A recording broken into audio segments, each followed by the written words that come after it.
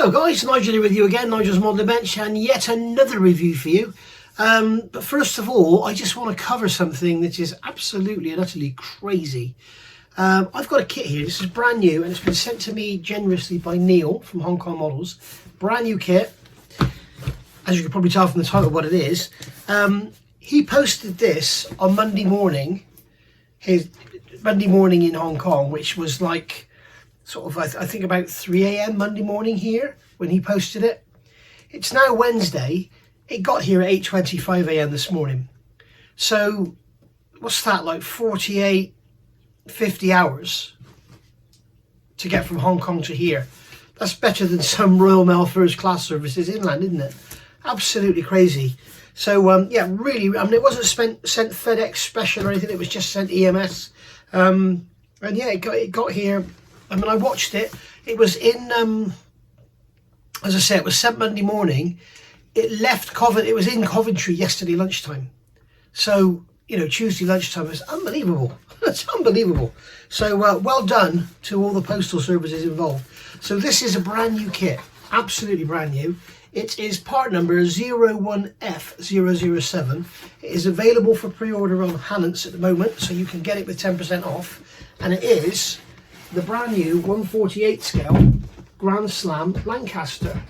As you can see, it's a fairly decent sized box, and it's basically going to be the same as the B1, the Dam Buster kit, but with some additional parts, the same as the big beautiful 32nd scale one there. So basically it's a scaled down version of that. So it's going to need a bit of work. We're going to have to block off the windows because, of course, these later Lancasters didn't have windows, and Neil hasn't tooled up for fuselages without windows. So we'll get rid of them, and I'll show you how to do that when we build it. And also we need to look at some colours, because there's a lot of dispute about colours with these, and I've got some fairly official documentation that talks about actual colours. They weren't dark earth and they weren't dark green. Okay, so that's one thing we can clear up. And also there's a lot of talk about the colour of the lettering and everything on the you know, on the, not the serial numbers, the registration numbers. There's a lot of or the squadron numbers, should I say. Some say that the letters on the tailplane should be solid yellow, and others say they should be red with a yellow border. So a little bit of dispute still open on that one. But basically what we're going to do, we're going to get down to the bench and we're going to have a look first of all at the instructions, and then we'll have a look through the sprues. It's probably just going to be a normal B1 kit with an extra sprue, so you're going to have a load of spares for your B1 if you've got one. So let's get down to the bench. Okay, so here we are. There she is. Great big box, very, very glossy. You can see reflections of all my equipment here. So very, very glossy indeed, which isn't very helpful. But not very helpful for reviews, but it does make for a nice box that you can know's not going to get too damaged and stuff. It's certainly better than a lot of the well, better than all of the Revell stuff. Anyway, so there we are. Beautiful artwork on the front, again by Peter Frakovitz. So number of parts 344, wingspan is 648mm, and length is 443. And as I say again, the part number is 01F007, and it's part of the Avro Lancaster series. And you can see here we've got this Lancaster. And what I really love about these, I said when I reviewed the 32nd scale kit, if you haven't seen that, go and have a look. But what I love about these personally is it's so unusual to see a Lancaster in a daytime camouflage scheme, you know, with the grey and the green and the brown. It just looks, it's as a built model, it's just going to look so fantastic compared to just seeing them in dark earth, you know, dark green and black all the time. So there we are, and as I see, I'll take away that bottle of AK thinners, and there you can see the amount of reflectivity we've got going on. So yeah, as I say, beautiful artwork. We've got the flak going off here, and no other aircraft in the background, I don't believe. No, there aren't, so it's just that single one. We can see some fighters up here. So looking around the box, here we have the typical CAD images of the model. There we've got the under 14 warning and everything, and then we've got the there's some wording about the kit there, where to find HK models, and also where they are in Hong Kong. So there we go. End of the box is the same thing. We've got the artwork there going on, And then this side of the box is giving us our option. We've got one option in here. We've got PD119 YZJ, number 617 Squadron, Woodhall, Spa, UK, April 1945. Now, if you have the old scale models article all about these, about colours and everything, it's very interesting with the colour references and stuff. But for some reason in there, they've got PD119 as YZT. Now, the records I've got show PD119 as being YZJ. So YZT was actually a different number. They've also got one there for PD128, I think, which was PD YZR, and YZR didn't exist. So PD128 was actually was YZN. So I don't really know what's going on there, but I have asked the question of somebody and they are going to look into it. So let's have a look in this box. Lovely tight fitting lid as usual with Hong Kong models. Sometimes they're a bit of a pain to get back on, but you can see I've got the lid there half off. Okay, I'll show you. That lid is half off and I can pick the whole thing up. So not like that Takum dry dock I did the other day. The top of that box was like half an inch longer than the bottom.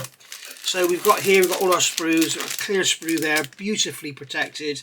Typical of Hong Kong models, you've got all the clear film inside there. We'll have a look at this in a minute. The parts will be absolutely gorgeous. Yes, the canopy's got the inaccuracy around the rear end, unfortunately, but as far as clarity goes and quality, they are top notch. We've got our wings and fuselage and everything. The wings aren't made like the 32nd scale kit. They're normal top and bottom wings. Remember also on this one, if you are, I'm not going to call you a rivet counter, but if you're after accuracy, they only had one landing light on these. And also Neil has got rid of that. The problem we have with the 32nd scale, we had landing lights on both sides, and we had the raft access on both sides, and he's got rid of that on the 48th. We don't have that, so this one will have the raft access. You can see it there, but it doesn't have the landing lights in that side. Fuselage halves here we can see, all nicely moulded with the detail going all the way around, so they're slide moulded. Very, very nicely done indeed. And then, are they slide moulded? Maybe they're not. Maybe they're not.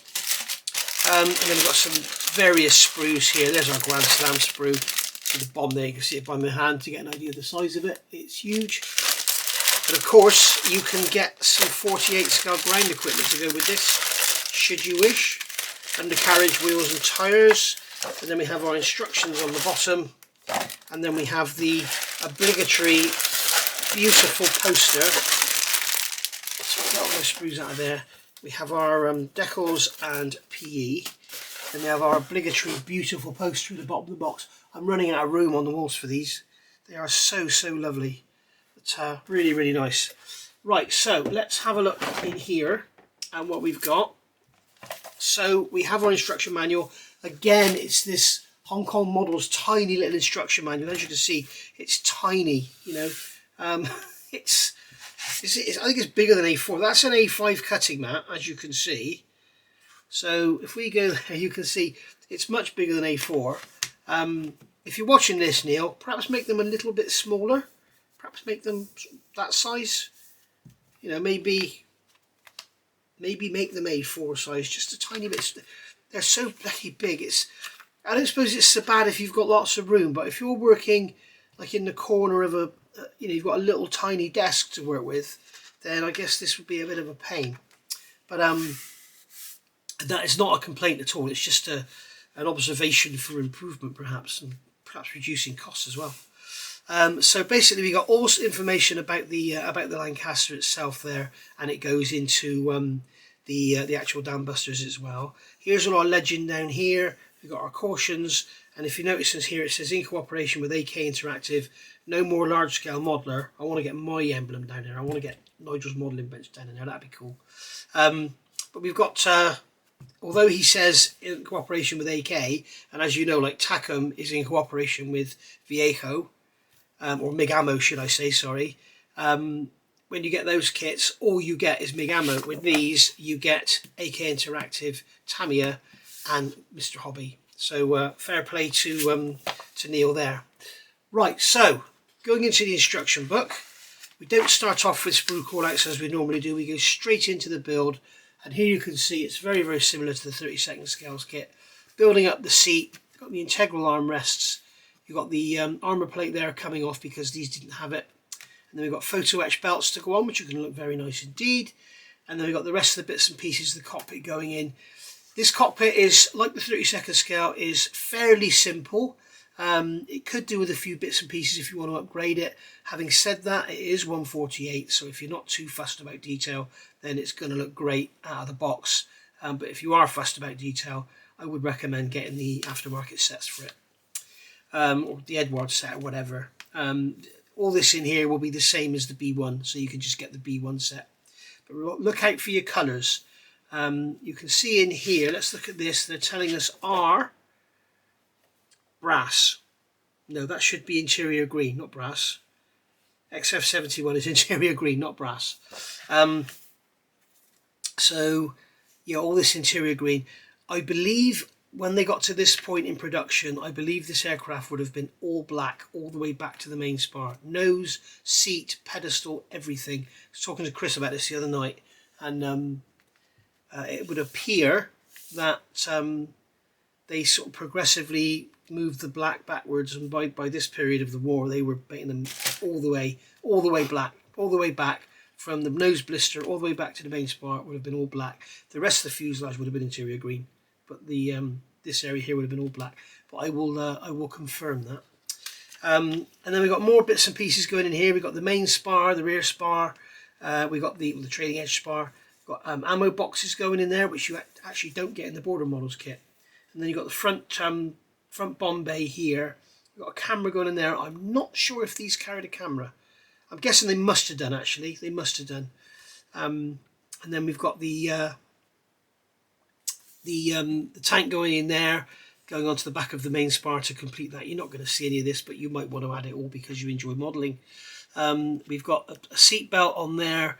They would actually hang down. They wouldn't be in a cross, but you can easily make that happen because they've got EP7 and EP6. They're two different pieces. So just hang those down off the side of the seat. They wouldn't sit there in a cross like that. Again, they're telling you to paint all this interior green and the seat as well. Those bits there, E. What is E? E is black. So there you go. So bits and pieces of black, the rest is green. I think it should all be black, we shall see. We've got some hydraulic actuators going there. And then we've got the glazing going in. Don't forget to paint the inside of your fuselage first, or you can mask them from the inside. So that's all going to go in. But on this particular model, we're going to be putting them in and then filling them in, getting rid of them completely. The only one we're going to have is G12, that window there for the wireless operator. Closing up the fuselage halves, and then we're building up the rear turret, building up the canopy. Bear in mind that these didn't have the blister on the port side. We've got the bomb aimer's seat there with his belts. Again, you might want to put those hanging down rather than having them neatly crossed. And bear in mind as well, these are late aircraft, so you can have the oval bomb aimer's window, not the straight one across the front. Got the panel going in there, which is going to cover up the bomb bay. So it's going to be a nice smooth underside. So it's going to be a fairly quick build, this one, comparatively. And then we're going to build up our Grand Slam bomb, stick that on those crutches, and then we've got the cage going around it there to hold it in place. We've got the shimmy wheel, which I believe is correct. Not sure if we should have the curtain run or not. I'm not sure. I will check that out. We've got that there, which I'm not sure what that is. I'm not sure that should be there or not. And we've got our recognition lights there. We're adding the nose blister here. So we've got the nose blister with the Z equipment. Not sure if that's correct. I will check my references. And then we've got the back of the turret piece going in there. And then we've got the turret blanking panel going in there. You could have some fun with painting and chipping and stuff on that. No upper mid turret. Remember, put some red markings around there. And we've got the two emergency hatches there going in, which is nice to see them as separate parts rather than like Revell have done and moulded them in with the fuselage halves, and then you're expected to sand them all out. I much prefer this method as well. If you look on the border models kit, you've got the hatch and you've got a separate window. I think this is a far better idea idea to make the actual clear. It is clear, isn't it? I'm just going to check before I open my big mouth. Yes, it's a clear part, so you make the complete panel out of clear and then just mask it and spray it, and then you don't have that worry about the join between the clear and the rectangular part. So that is a much preferable way of doing it. These antennae here are not correct for a wartime Lancaster. I'm telling you here to paint that B, and that is, you see, Neil's got the right colours, RAF light green, RAF light earth.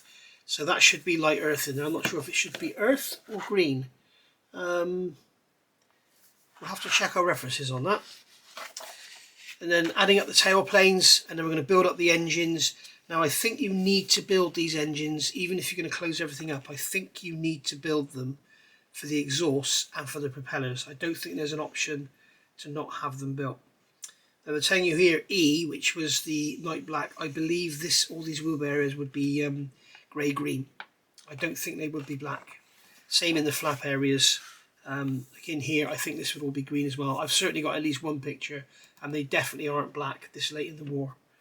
And why would they be? You know, if they're not night camouflage, why would they be black? So we're adding the engines there, adding the undercarriage doors, adding on the props and the spinners. And then we've got those doors going. I said earlier about those access panels in the top. It was Airfix I meant, not Revell. Airfix, the way they've done it, I don't like it. It's just dawned on me while I was looking at that, because I don't like the way Airfix have done the spinners either, having to put them on with the intakes right at the end of the build. So here we are, building up the outboard engines, adding the intakes and everything, and then adding them to your wings. So doing all the same on the other side. And there you go, add the wings onto the actual fuselage itself. And then here we've got the cable cutters. Check your references, do you need them or not? Here you can have your flaps closed, here you can have your flaps open, which is nice. So Lancs always look good with their flaps hanging out. So again, the antenna there, I check on that, and also that dome on the front needs to be cut off. So here we've got our sprue call out, so you can see we've got all the general fuselage and wings, engines, tail planes, interior, more interior. Then we've got the Grand Slam sprue there, undercarriage, clear parts there, and then we've got parts there for the upper turret and everything. A lot of that you're not going to use. Now here, unlike the 32nd scale kit, you're not getting decals, I don't think. No. With the 32nd scale kit, if you get the Grand Slam, you have everything in there, even the decals, to build a B1, B3 out of the box. If you want to build an ordinary B Mark 1, Mark 3 from this, I don't think you can. You don't get the bomb bay doors. You certainly don't get a bomb loadout. Not that I can see on here. They may be in the kit, but they're certainly not in the sprue callouts. But we'll see in a minute if they're in the kit. And you're definitely not getting the decals. So there's all your special decals for your tailplane and everything, for tailplanes, and there's your sides, and then you've got all your main roundels and walkway markings and everything there. We've got some stencils and everything here. So all very nice indeed. We also have an instrument panel decal there, and a little sheet of photo etch, which we'll look at in a minute. And then here we've got the one option. So we have our Lancaster here, looking from both port and starboard. Got this lovely, what colour do they call that? Eau de Nil, RC078. I'm sure I've got that colour. It's like an interior grey-green colour, that. That's the colour on the bomb. Again, check your references. You've got the decal going on the front there. Remember, don't beat the aircraft up too much. They didn't see a lot of use. Inner surface of vertical turret vertical tail were camouflage painted. Again, check your references for the period you want to build this aircraft in. Certain periods she would have had camouflage, then she would have had the tail planes, the fin and rudder all in black, and then she changed from black to white depending on the period. And then here we've got all our stencil markings, which is all very nice. And all the underside here and all the upper side there, and then the sides are marked here.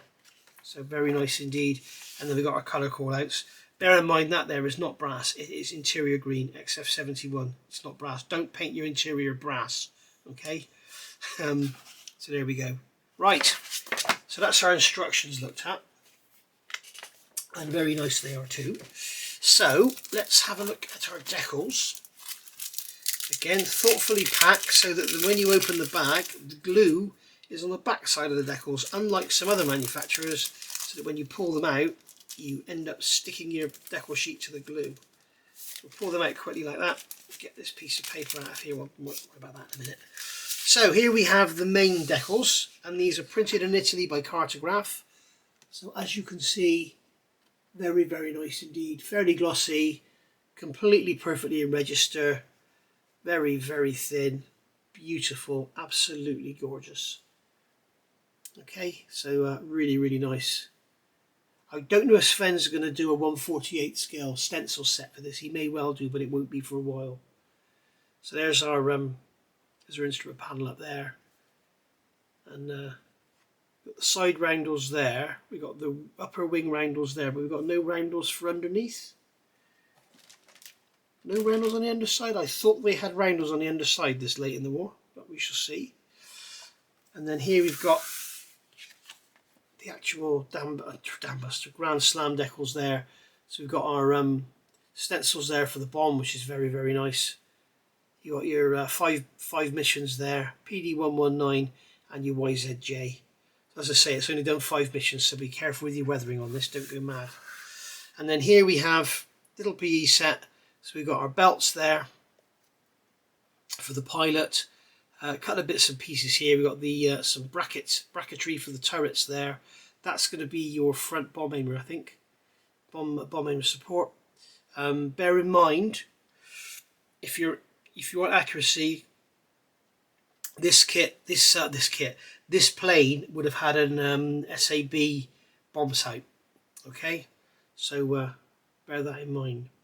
And then we've got some more seat belts there, so they can go in your spares box should you choose not to use them. And you're not going to use them all anyway, because you've got no front turret and no mid-upper turret, so there's no seat belts going in there. Got those little straps there on the end, I don't know what they're for. But very nice. That's all very cool. So we'll get that protective sheet on there. We'll turn that one over and we'll put those over there to one side. I'll look at those in a minute. Right, so let's have a look at some sprues. So this is all going to be pretty generic. Well, it's going to be the same as the 1/48 Lancaster B1 from Hong Kong models. It's going to be the same kit basically. So here we have, we'll get the light on now because we're looking at sprues, and we can bring the camera down a bit. So here we have, there's our pilot seat. Nice to see they've corrected the length of the bottom of the seat. Back seat detail there is very nice. Again, that headrest is going to go. And then we've got supports here which are going into the gun turrets. You can see this is our nose turret, I believe, and this is our mid-upper turret, and this is for the rear turret. So as you can see, lovely detail on there, nice and crisp, lots to look at. The only trouble is you're not going to use that one or that one. They're going to go in your parts bin, so you could use these in your Tamiya turrets if you wanted to. There's the base for your nose turret, which you're not going to use, and then there's the base for the rear turret, which you are going to use, and there's your blanking panel for the top. For some reason on this kit there's a little ridge running along the middle. It sort of comes along to a bit of a dome. It should be flatter on the top, just so you can just sand that away, which is great for getting rid of the seam on the top. And then here we've got these are the side pieces, the inserts for the rear turret. There's the bottom of the mid-upper turret. Again, you're not going to use that. You're not going to use any of this. You're going to have lots and lots of spares on this sprue. And we've got our cable cutters there, which I don't believe these would have had this late in the war. And then we've got our guns. You'll probably want to update your barrels. But remember, you only need 4, so you might not want to buy the full set. So there's our rail there, our tower rail. And then we've got laser antenna here. I'm not sure if they have these on this one. And then we've got our late, that's our late training aerial coming out by the bomb bay, and that's the early one coming out by the rear wing. Or the other way around. Got our DF loop there, we've got the camera there. Where's our bomb aiming equipment? I haven't noticed the bomb sight. Maybe that's on, well, it probably is on a separate sprue because I can't see it here. So that's that one. And then let's save that one till last. And then here we've got a couple of big old sprues in this bag. So get rid of that bag. Now we've got, so I'll make sure it's not sticking to stuff. So we've got that one there, can have a look in a minute. So this one here, we've got our interior floor with the pedestal for the pilot. We've got our main rear, that's our main spar, the back end of it. We've got this base here. So that's the interior base, that's just the internal panel. And then we've got this these boxes that are going to go underneath the navigator's table. And then we've got some wireless operator stuff here. We've got the G and the H2S. Be careful because you won't have H2S on this one. I don't think. No, they didn't have H2S, did they? So make sure you're not putting H2S equipment in there. Again, we've got the pilot's control wheel there. We've got the internal parts of the undercarriage bays there. We've got the front and rear bomb bay. There's the support for the end of the navigator's table. There's the navigator's table itself. Got the tail wheel support there. There's the side entry door. I think maybe by this time in the war, maybe they had an aluminium door. I'm not sure. Wireless operator's equipment, tail wheel. The two different types of nose out of bomb aimer's window there. So yeah, all very nice indeed. All there, all nice and flash free. And again, in Hong Kong models plastic, we've got the grills there for the intakes. They're moulded on. You might want to replace those with some photo etch. Edward do a set for that. And then we've got the controls there for the pilot. Again, you might want to add some boxes and stuff, bits and pieces in there. But all in all, it's all there. It's all very lovely. So there we go. And then the spec sprue here, this is sprue I. So here you can see, obviously we've got our Bombay roof. We have a few ejector pin marks on here to deal with. But the beauty is with this one, you're not going to worry about it. You're just going to stick that in and then glue a cover over it. So you're not going to worry about painting that, sanding it, rubbing it down, nothing. Just stick it in there. And then we've got the intakes here. You know that these intakes are a little on the funny shape-wise. I've made some aftermarket resin ones, but I now believe they are a little bit too small. So I've basically modelled my 4 intakes on the outers and on the outboard engines, and I think they probably should be a little bit wider. But I'm not going to revisit that. I'm just going to use them as they are. And then we've got bulkheads there for our engines. We've got the main spar there. There's the trailing edge spar, oil tank. There's the bomb aimer's computer, rudder pedals. You've got the fairings that go over the exhaust. We're not going to be using those. You've got the support for the rest bed. Undercarriage bay roofs. Got the flaps there. No ejector pin marks in them, which is a nice touch. We do have ejector pin marks in the intersections, but there's no actual ejector pin marks actually down in between those grooves. So I think they can be forgiven for that. And then we've got the actuators there for the flaps. There we've got the lake flare chute, which I'm no doubt this aircraft would have had. You've got your air intakes there for the cabin heating system, and then we have the doors here for the rear gunner. Thinking about it, I think this is 20 Lancaster kits I've got now. Oh dear. So we'll put those over there, ready for rebagging. And then here we have tail planes and stuff.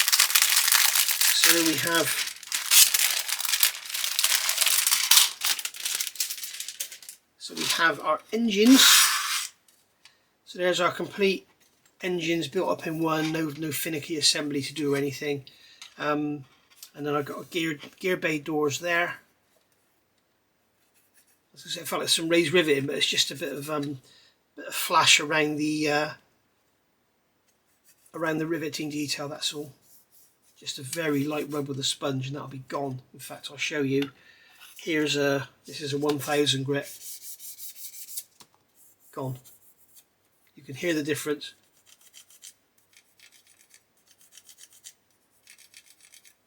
So yeah, it's got like a slight raised edge to the panel lines. I don't know why. It's got a bit of oil in there as well, so I have to give these a wash. They do feel a little bit oily, but I always say that, don't I? And then we've got here, these sections here are cut out, which is nice. If you're really going to go fussing, you can put some dummy engine tanks in there. Some fuel tanks, sorry, not engine tanks. And you have this area here cut out, so if you want to, you can cut these away and display your engines. So that's if you want to.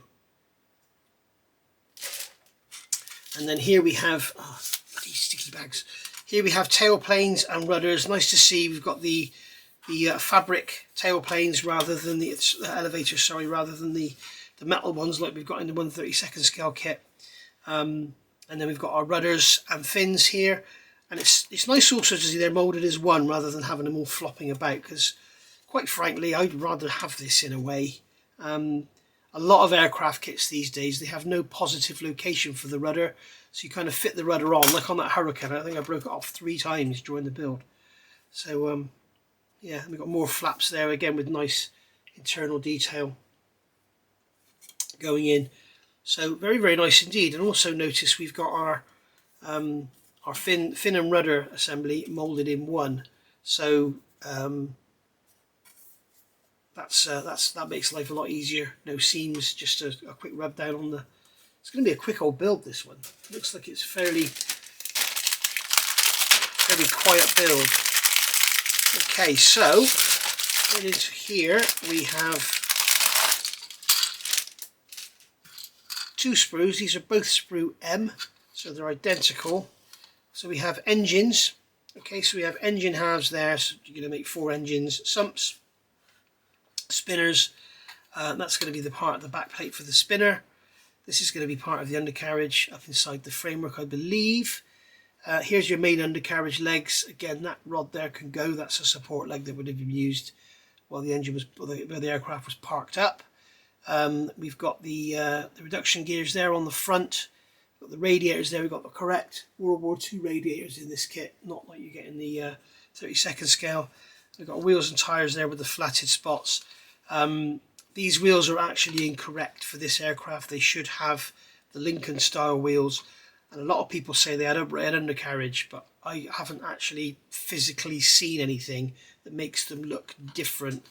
But saying that, I haven't looked very hard.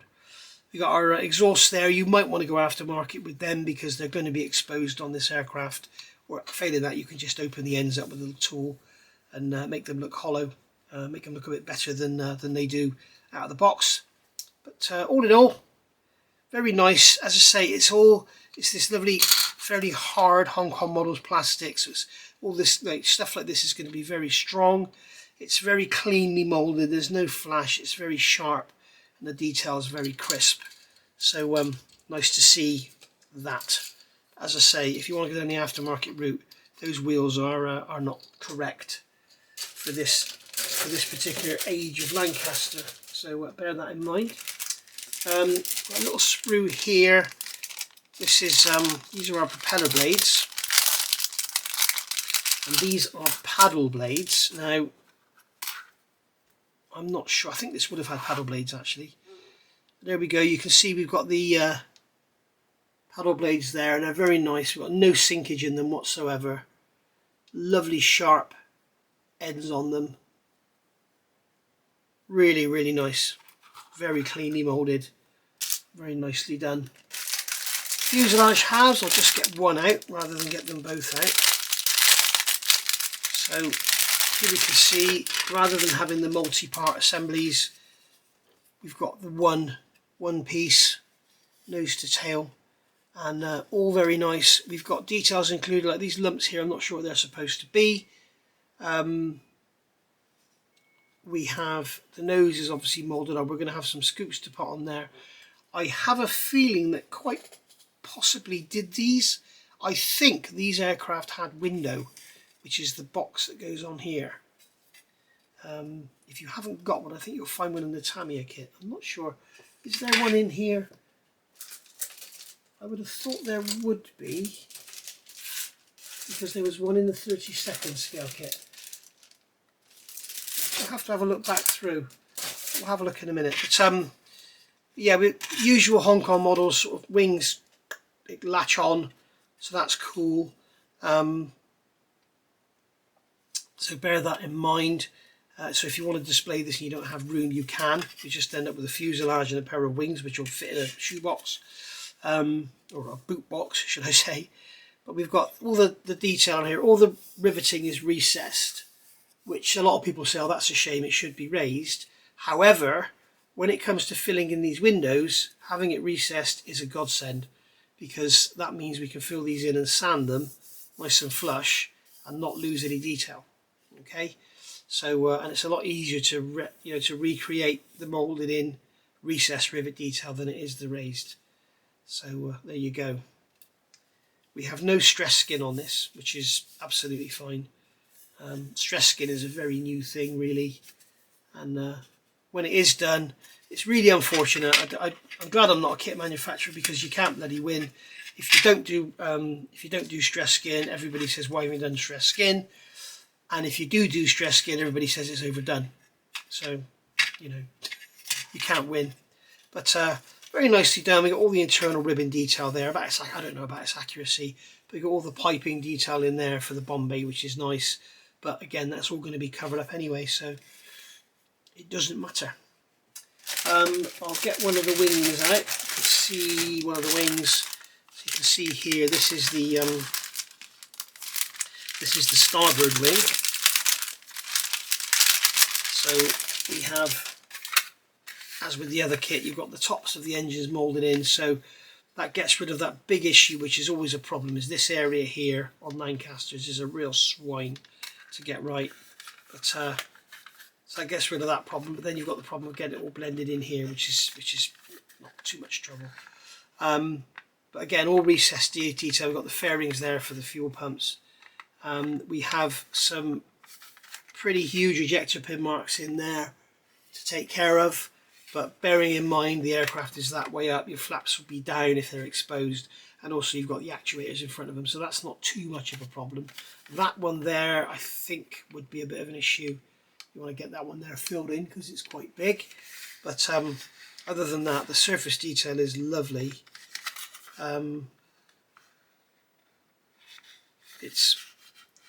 The riveting is kind of running out in certain areas, but it's there, so it's going to be easy to pick up with a pin.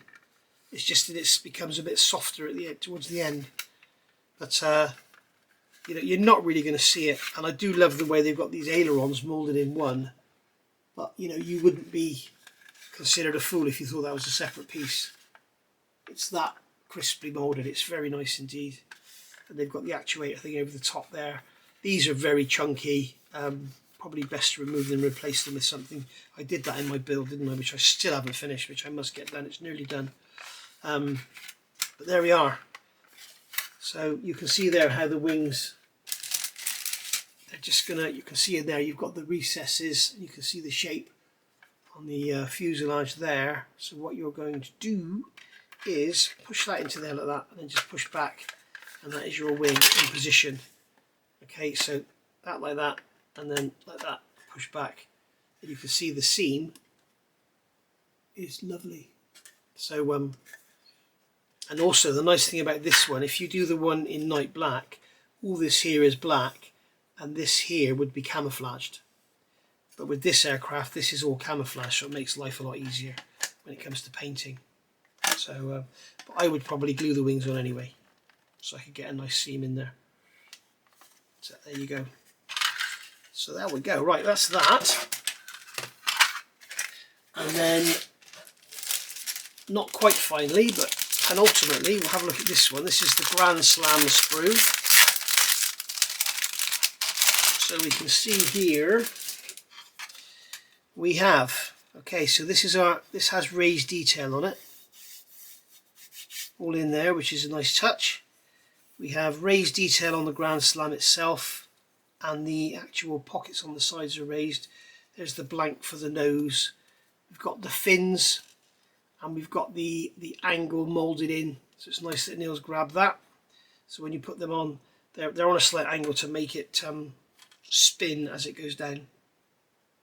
So two cradles there for the bomb.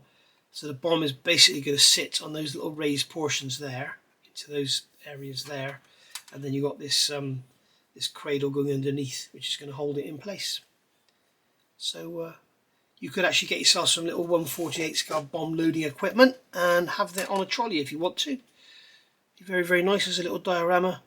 But again, this makes life a lot easier because you don't have to worry about all the detail and everything in the bomb bay.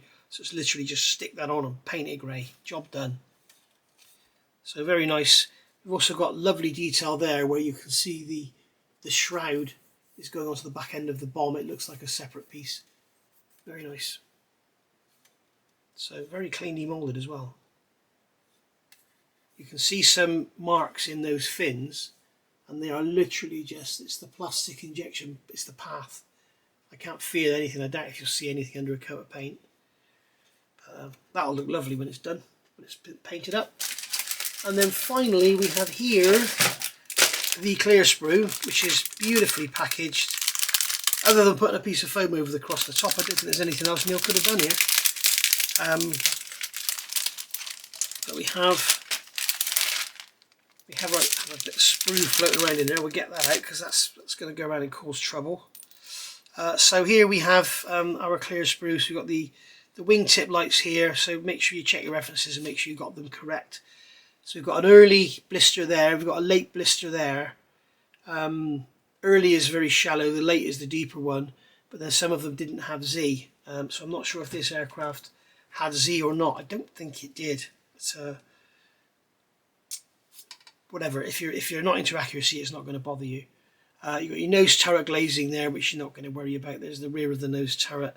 And you've got your upper mid turret here, which you're not going to worry about. You've got your H2S blister there, which you're not going to worry about. You've got the actual canopy itself. And as you can see, crystal clear, beautiful moulding. Really, really nice. It has its inaccuracies. The framing on the outside shouldn't be there as such. Some of it shouldn't be there. But it had internal framing on the rear. But not a lot of people know that. And we've got these wonderful doors here. There's emergency access doors going to the top. And as I say, beautifully done as one piece. I wish Border Models Wings had done the same. And they've got all these windows here, which on this model are going to be filling pieces. So you can put them in and then get some super glue around them and get them sanded down. Get them nice and flush and got rid of. Landing lights there. Wireless operator windows there. We've got our oval bomb aimers window there. And then we've got the choice of flat or blistered windows. As I say, on this one you'll have the blister on the starboard side, flat on the port side. And if you're doing a dam buster, I think it's blistered on both sides, isn't it? I can't remember now. I cannot remember. The early ones were blistered on both sides. Once they started putting H2S in, they found that nobody could get there anyway, so they didn't bother putting the blister in anymore. So there we go. So that's that. Right. So I'm going to put that one away in a second. Let's say that there is literally, that is just a piece of sprue, so that can go in the bin. So there we are. So that has been a review of the brand new 1/48th Grand Slab Lancaster from HK Models. And yeah, it's a beauty. Very, very nice indeed. It'll be very, very nice to see a 1/48th Lancaster done in day camouflage. So it's just so unusual, so pretty, and just a real proper eye opener. So there we go. So thank you for watching. Hope you've enjoyed it. Any questions, stick them down in the comments below. If you haven't already, please give us a like and a subscribe. If you've enjoyed the video, that is. And click the notifications bell and you'll get notified of when I'm putting a video out, which is pretty much every day. So I will see you all very soon. Thank you for watching, and bye for now.